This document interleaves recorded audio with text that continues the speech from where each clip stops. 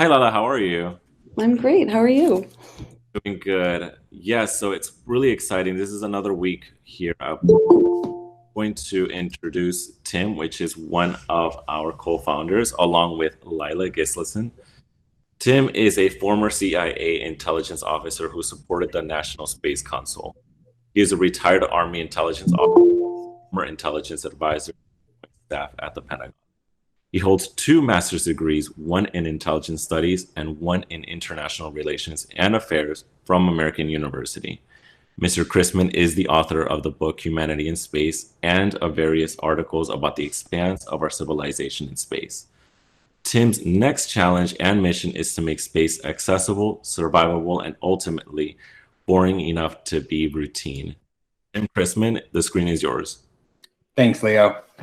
And after that location change and costume change, I am back. And this is fun. I understand the appeal of show business now when you can make it look like you're in two completely different places.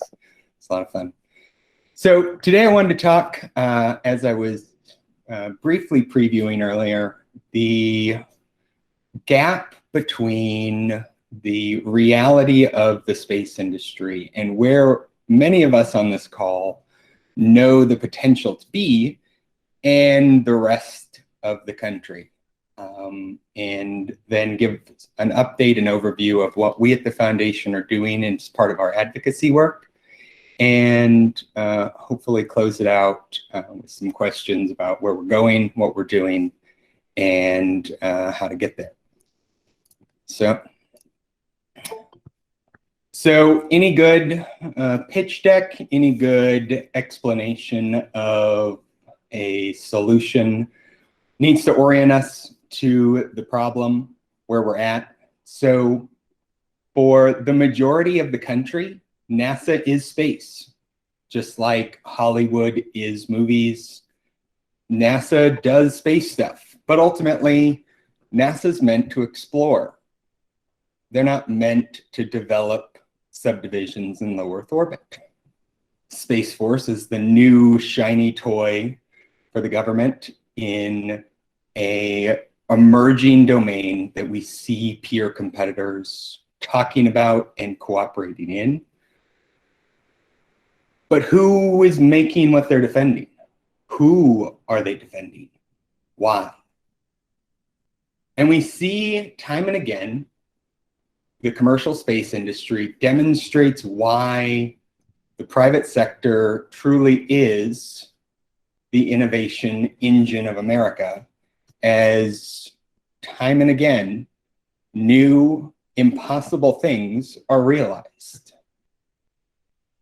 But who sets the stage for their success? Who makes that possible? As Jeff Bezos said, he didn't build Amazon on his own.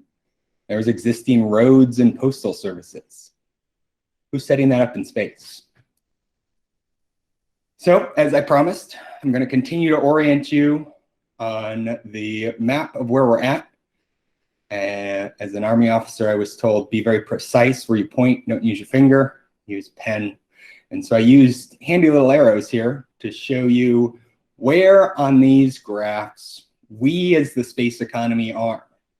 And if you know or have read much about marketing theory and how mainstream products get adopted, you'll know one of these two analogies where we're either, as a community, about to hit this trough of disillusionment, or the chasm between the early adopters and the early majority.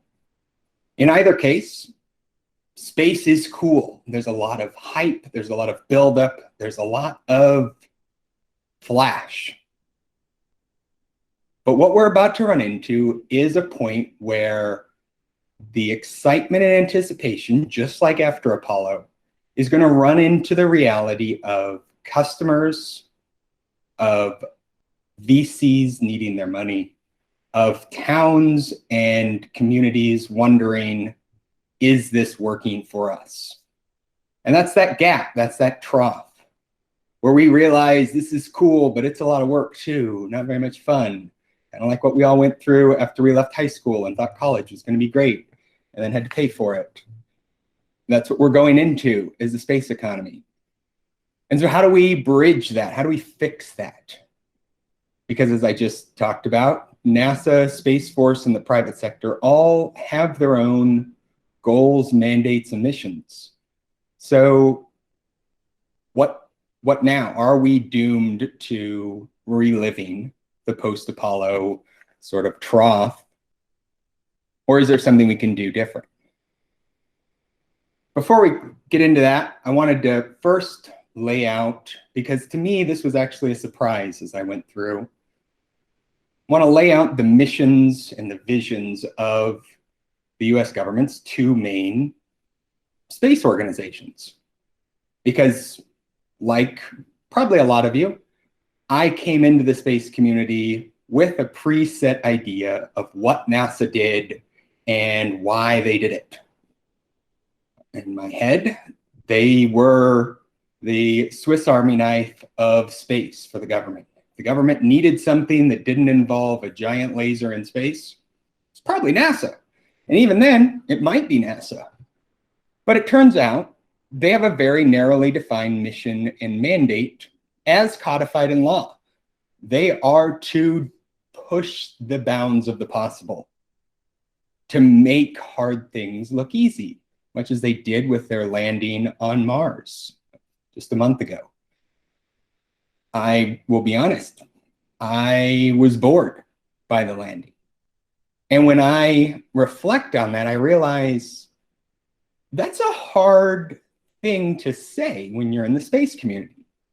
There's a new rover landing on Mars, and you, as someone leading an organization ostensibly with a goal towards making space more mainstream and exciting, was bored. And I realized that what I was bored with was how easy NASA made it look. Millions of miles of travel, multiple minutes of lag in commands between here and the rover. And NASA burns in a landing, no stop. They do a Fast and the Furious drag race in, stick the landing, and now we've got a helicopter on Mars. And when I realized that, when I sort of sat back and reflected, I realized NASA really is fulfilling its mission of pushing the envelope and making it seem routine and easy. But at the same time, is it too much to expect them to do the rest of space things?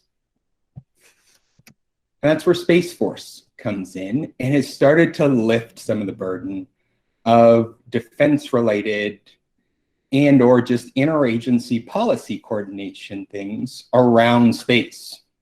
Now there is a dedicated security organization to handle the requests and ultimately function as sort of the Navy equivalent in space to ensure the free and fair trade, to ensure we can get where we want to go, when we want to go there, and protecting those vital interests we have in space. But that begs the question, are they building everything to get there? Is NASA, once it lands its rovers on Mars, doomed to follow those rovers, maintain them, and resupply them forever, even when it's not pushing the boundaries of the possible anymore? We say no to both. I've spent 10 years in the Army, and I know any military organization, given enough time, will always improve its position. It's a basic tenet of the military to always be improving, always be preparing for what's next. And so, given time, Space Force will invest in infrastructure, in basic enabling functions, so that it can better defend and protect the United States. But I also know that a military charged with economic development is an inefficient use of resources. Now, what I don't have experience with is a high-tech, edge-pushing organization like NASA. But I can extrapolate from my experience in the military to NASA that if they are being asked to maintain a low Earth orbit hotel as a national lab and movie studio, that has to be a drain on their core competencies and core missions. And so what we at the foundation have put to Congress and are talking about now is an organization that merges the best of the private sector with the best of government to fill that niche between NASA and Space Force and unleash America's potential in space, to invest in, to build, to develop those boring parts of our lives that we don't think about. The roads, the rails, the power, the sewer. The things that make living somewhere doable versus deadly. So any proposal has got to explain what is it that makes this useful? Why should I care? We've been talking about the making space boring enough to be routine. And those words are very deliberate because any organization that's planning 10, 20, 30, 50 years in the future, by necessity, has an extremely low risk tolerance. I was just talking with a former colleague about copper mining in South America and how the companies he's worked with down there have projections of revenue and total copper mining in 2070.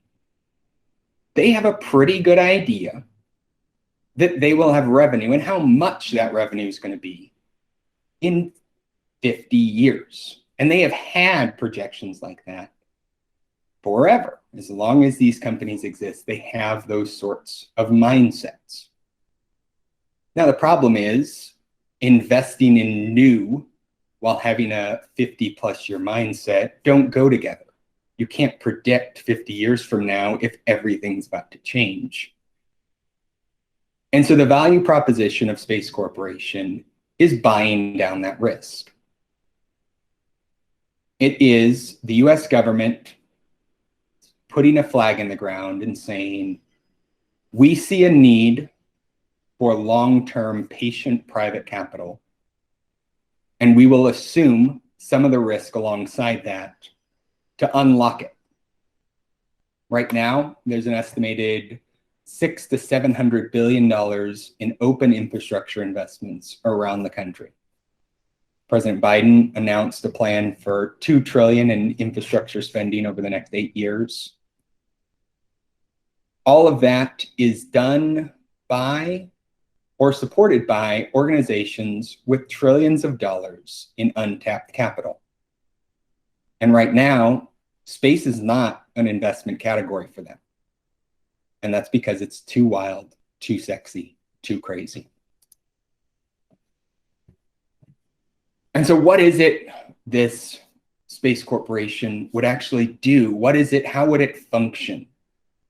Well, the basic tenets are that it would, through the easing of access to capital, allow these large private equity infrastructure investment firms to invest in projects ranging from mining to manufacturing, power to habitation. And it does this not only by the government either guaranteeing or putting up capital for these projects, but also by removing the uncertainty involved in the budget cycle. Right now, space has two kinds of investments. It's got venture capital, where you know how much money you're getting up front, but you also know that there is not a patient person in that VC firm. They want an exit.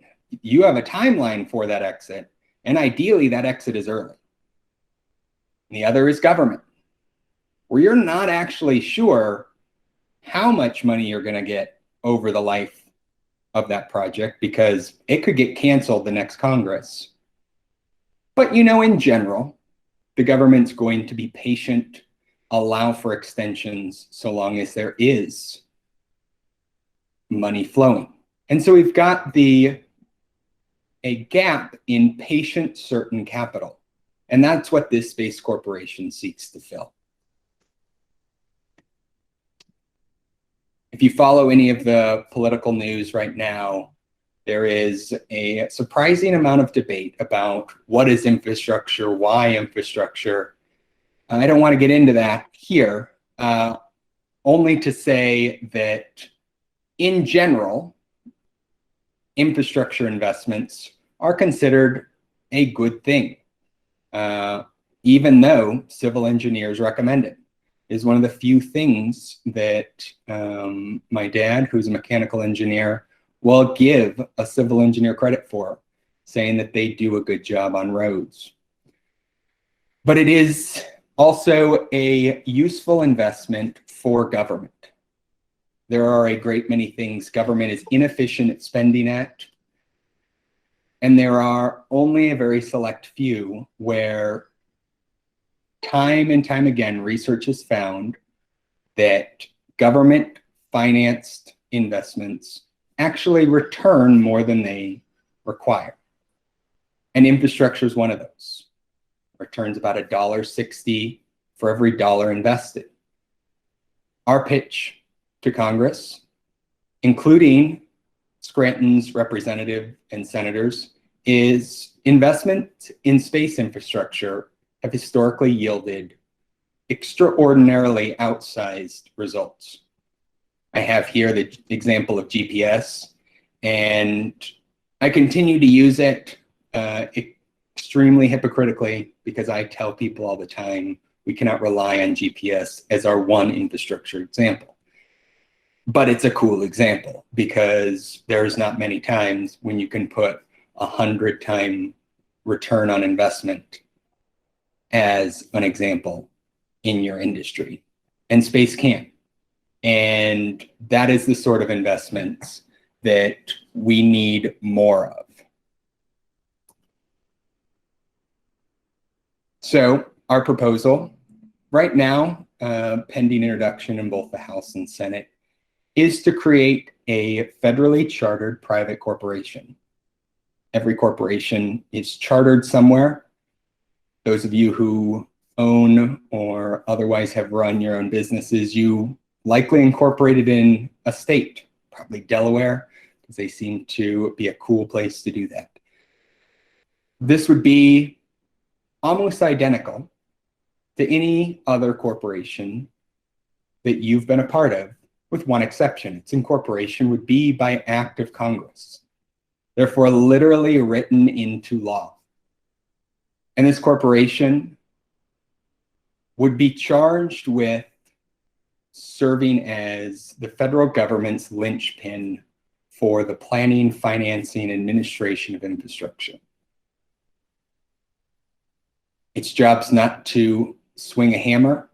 It's not to build a tower. It is instead to smooth that financing, to be the capital generation tool. I've been talking a lot about the capital being generated, but what kinds and how would that help Scranton? So we've bucketed the types of investments into three categories: the access, sustainment, and support categories. And I'll go into each of these more. Access really is just that: getting to, getting from, and getting through space. And these investments are largely geared around things not currently being done. It's not about picking a launch provider winner. It's instead about commoditizing the launch through what was done with airlines 50 or 60 years ago with the Civil Reserve Air Fleet. where the US government essentially pays rent to airlines to have one of their aircraft on standby or multiple aircraft on standby in case of a national emergency. Doing this allows for a ready access of capital for companies and ensures the US government has emergency access whenever it needs. Space sustainment, this is keeping us alive. This is those things that are required to live and work in space, whether it's manufacturing hubs, whether it is fuel or material reserves in orbit or on the moon. These are anchor investments in entire areas of the space economy that create demand by virtue of the fact that their existence enables new companies, new jobs to be created. The final category is support. This is those investments in space that touch us here on the ground, or those things on the ground that move to space.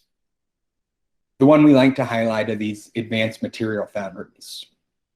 We've had several research studies commissioned on graphene in particular, and the benefits of single crystal graphene throughout the economy, but specifically towards space. If you've not heard of single crystal graphene or graphene in general since you stopped using your pencil, the pencil was graphite. I'm told it's different than graphene. I'm not a scientist, but as I understand it, graphene is smaller than the graphite. The important part of it is that graphene is electrically conductive, easy to make with the right machines. I can't make it.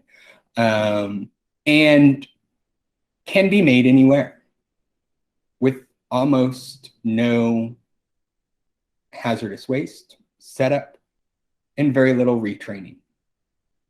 So I'm in a 600 square foot, third floor apartment, downtown Scranton.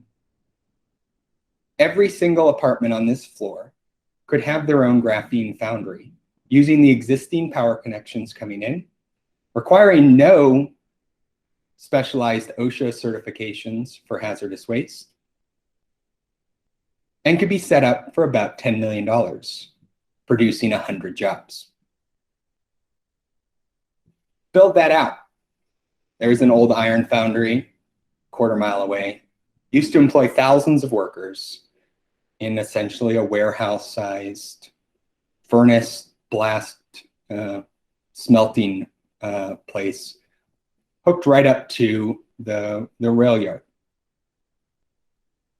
Several foundries put in there suddenly enable the creation of hundreds of millions of dollars of graphene that is already being purchased by Ford for use in Mustangs, for use in Lightning new cars. The vast majority of your screens that you're watching me on either have graphene in them, or the companies making them, their newest and best screens are being made with graphene because it is cheaper, lighter, more effective than silicon for almost all electronic applications. That changes the game for communities like Scranton, who have a history of making, of building, and who don't see a hope in the space economy because that's a coastal thing. That's somewhere else. Instead of telling them, move to Florida and get a job at the Cape, move to California and work in Silicon Valley, working with the Lackawanna Community College, we can develop a certification program for those workers who know how to use foundries, smelting equipment, manufacturing processes. And within a month, retrain them on these new machines, putting their skills and expertise to work building the backbone of the space economy. Okay. So we have the Space Corporation Act. We're pushing this in Congress. It has different types, categories, and sizes of investments. But what happens? Where is this at? Well, the first part is what I'm calling advocacy part 1, because there's no need to get crazy with titles. And this is where we are bringing together a coalition of supporters on and off Capitol Hill to create the Space Corporation. And if you've seen Mr. Smith go to Washington or other sort of grade school level, how a bill becomes law primers, there's 2 phases. The first is the authorization, or Congress saying that Congress is allowed to spend money. The second part is Congress saying how much money it's allowed to spend. It's a great process. Everybody should do it. You should tell yourself that you are allowed to do something, and then tell yourself you're allowed to spend money to do it in 2 different processes. It actually does end up meaning you spend less money and are more thoughtful in what you do. In terms of Congress, that means we have 2 lifts, 2 sort of processes we've got to work through to finalize the creation of the Space Corporation. And our customers really are those 535 members of Congress and the roughly 4,000 staff they have. We're competing with about 14,000 bills that are introduced every session of Congress. And in an environment where trillions of dollars are being spent seemingly quarterly. Last quarter was 2 trillion. This next quarter looks to be 2 trillion. The annual budget is well north of that. And so that is an environment where there is spending fatigue, and the idea that anything proposed needs to be a good steward and good use of the government's time and money. We believe that the Space Corporation offers the Congress people we're talking to, their districts, and ultimately the country, a sort of high-profile win for virtually free. And yes, anything that sounds too good to be true probably is. But right now, there is not a need for government spending in space. There is a need for government certainty around space. There's plenty of capital. There is now a need for government focus. And so as we relay to those on Capitol Hill, this isn't a situation where throwing billions or trillions of dollars is needed. We can do a lot more with a lot less. Part 2 comes after the initial passage of the Space Corporation Act, and that is where we, our partners, and others work with Congress, work with the private sector to ensure that both the Space Corporation and the space economy writ large have the sort of support it needs from Congress, whether it's workforce development, whether it is investments in national security.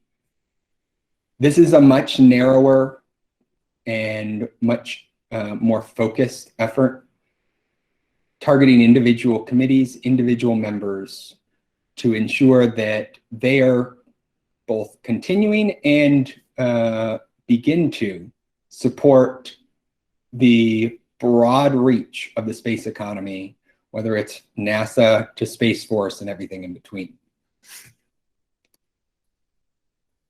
Ultimately, where this goes is a 2020s where investments start being laid in a broad base of access, sustainment, and support infrastructure creating hundreds of thousands of jobs directly and indirectly, and enabling an entirely new domain of economic activity to be created. The last time this happened, ARPANET became the internet, became the World Wide Web. That no one engineered it. There was no guiding hand. There was no central organization to shepherd investments into the backbone of it. And here we are in 2021 with a multi-trillion-dollar infrastructure investment bill that includes hundreds of billions of dollars to lay wire for basic internet. That's shocking that it's been 40 years of internet connectivity and we have not finished connecting the country. And that's because there has been no single organization or entity with the means or motivation to do so. We want to make sure that space has that advocate, has that organization that can help it grow, mature, and achieve its full potential. So how can you help? Well, the short version of that is we need a broad group of people that can offer ideas, can offer money, and can offer introductions. So whether it is with organizations formally becoming members of our coalition as we build out our advocacy, our policy, and our workforce development initiatives, we need you. And these organizations that we're talking to that have either signed on or preparing to sign on range from large space holding companies to cyber providers to companies that are retooling manufacturing processes in North Carolina and the manufacturing belt in the South. That runs the gamut. We need ideas. We need ideas from people like you here, from educational institutions that we're inviting to join our Workforce for the Future initiative, which seeks to replicate the success of both ROTC and the NASA Space Grant Program by providing a blue-collar workforce development and a kindergarten to orbit pipeline where every state has the ability to tap the resources and curriculum of the entire network and enable a space-focused education and workforce development at a fraction of the cost of going it alone. And we need people. If this was PBS, I would say viewers like you, not only for your contributions, but also we need your help advocating to your congresspeople. I have a call here in a few minutes with a number of people from the Scranton Chamber of Commerce and local schools to talk about how their members and how them personally can help us in our push to revitalize communities like Scranton who have been left behind because they're not the shiny object. And their workers and their people are being told, move somewhere else, find something else, do something else, and then you'll be cool, good, or useful. We as a country have spent decades telling places like this, we care, we want to bring jobs back. What have we done? We need your help to change that. I'll stop it here for questions. Yeah, Lila? Actually, Tim, we have a question from somebody who is actually here on the call. Darnell Clayton asked, or more so, he made a comment Space Force makes me wonder if we will fight wars on the moon and Mars. The Space Corporation would inspire the masses towards space, but in a non-violent kind of way. So, more so, would you say that this is a positive incentive in helping to accommodate uncertainty around the future of space? Yeah, so there's been a lot of academic work that has gone into the idea that interconnected economies have a lot more to lose in conflicts. It's not that that prevents war outright, but it definitely smooths over what would otherwise be aggressive fighting. We've seen that with the European Union in Europe, where they went from hundreds of years of war to somehow they all are just happy and frolicking, as near as I can tell. If anybody on the calls from the EU, please let me know if that's wrong. I actually don't want to know. It's a good example, so I'm going to keep using it. But no, I think that having been in the military, spent years in Afghanistan and Iraq, where we were told, build, develop, win hearts and minds, that's a hard mindset for organizations who are built for security, for lethal force. Everything returns to that baseline. And it's no fault of theirs. We would prefer our militaries to be good at their job, like we would prefer firefighters to be good at their job. We don't ask firefighters to arrest people for a reason. And so with the Space Corporation, the idea is to have an infrastructure-minded organization that can do the civil engineering, construction, financing that Space Force may need, that NASA may want, but that neither will do efficiently. There is another question from Lady A who said, how can we guarantee that the Space Corporation Act won't turn into a hammer and hamper small startups who want to innovate?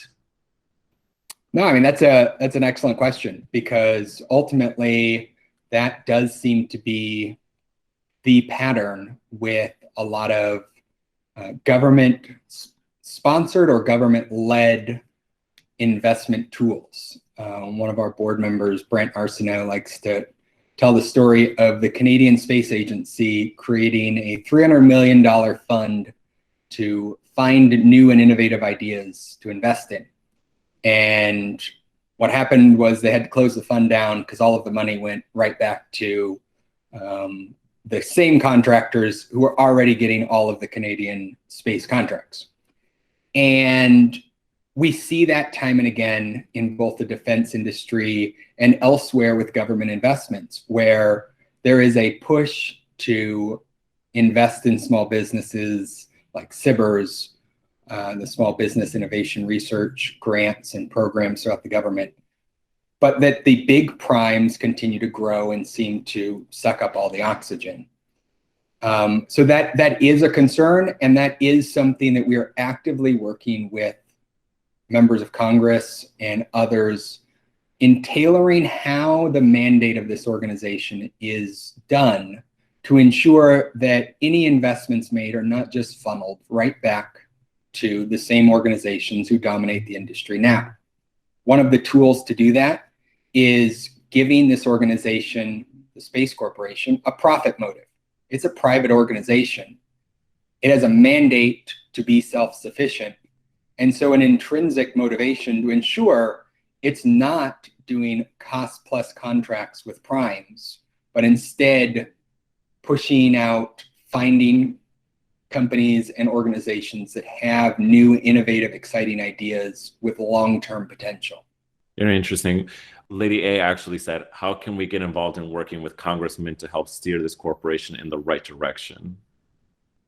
It's a solid question. So the main thing we say to people is reach out to me or John. You can reach me at tim@f4f.space. And I will bring in John Chwat, our Director of Government Relations, and craft a plan. It varies greatly depending on where you're at, who you are, The letter I'm going to write to a congressperson is different than what Leo's going to do, and that's different than what Lila's going to do. And so we want to work with you to figure out how best to do that, how to tailor the approach. But ultimately, it can be as simple as sending a letter to your congressperson and their staff and letting them know that you are excited about, interested in, and want to support the creation of this sort of organization. Perfect. We have just a couple more minutes before 10 o'clock. So one other person asked, the Outer Space Treaty forbids ownership of property in space, which we did cover that last month in that week's Blue Marble. How would that barrier convince citizens and businesses to invest in space and potentially build factories, buildings, etc., without fear of losing it due to the lack of ownership of the space? Pun not intended, which, by the way, came from Darnell Clayton. Thank you so much, Darnell. Yeah, no, I will admit right up front, property rights is something that I do not appreciate like it should be. I have a friend, Wayne White, who recently sent me a draft of a bill he's writing for property rights in space. And the level of detail required to get that right is more than my chipmunk attention span can handle. But you have a solid point, Darnell, that the bedrock of private investment in space is knowing you're going to own what comes out the other end. And there's a couple ways I can take this. The first is the treaty binds the signatories, which are countries.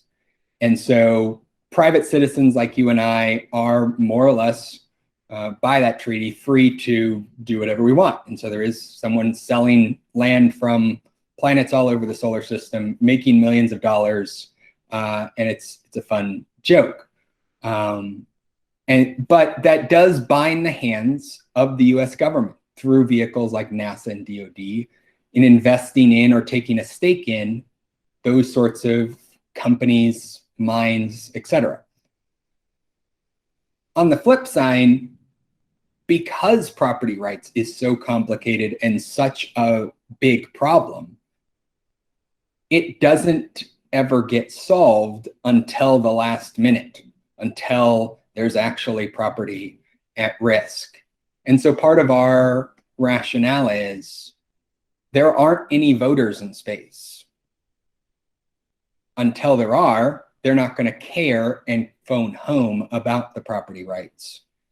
And since it's rude to move people to space forcibly or suddenly in order to create a constituency, we're trying to do that with money.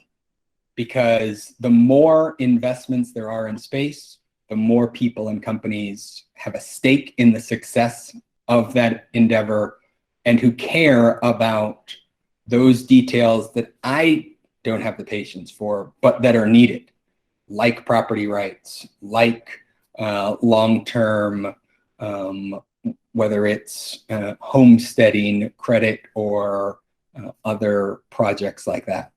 Did that answer your question? And that's true, Sean. We did pass legislation that say we're America, we can do what we want, and it's true. Yeah. Really profound question. Thank you so much, Darnell. One other one. Aaron Pagel asked, the internet and GPS are things that had direct terrestrial impacts with lots of complements and low marginal cost. How do you convince Congress and the public that they should invest in something that doesn't have a clear application to terrestrial concerns, at least for a couple decades? It's by focusing on how everything in space works for us.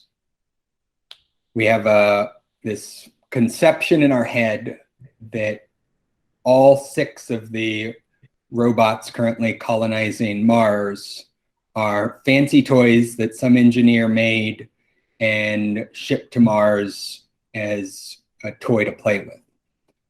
But in reality, every single one of those has dozens, if not hundreds, of technology demonstrators that are turned around and used here on the ground after essentially stress testing them in one of the harshest environments we know of.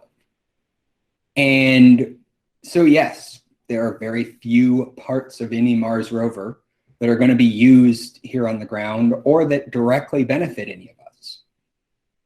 But the work and the tools that they're testing directly do help us, whether it's through better foam for our firefighters, from the graphene I mentioned earlier, the solar panels being talked about as key investments, to just how to better filter water. Turns out that's a big deal when you're on a space station and there's not an outside source of water. And so you figure out where all the water is coming from to get filtered. That matters a lot when you're also in a small community in a third world country without a lot of access to power, but now have the ability to use essentially a made in space water filter because of these technology demonstrators that are wildly expensive and hard to make the first time. But by the time they get put out into the world, they change our lives.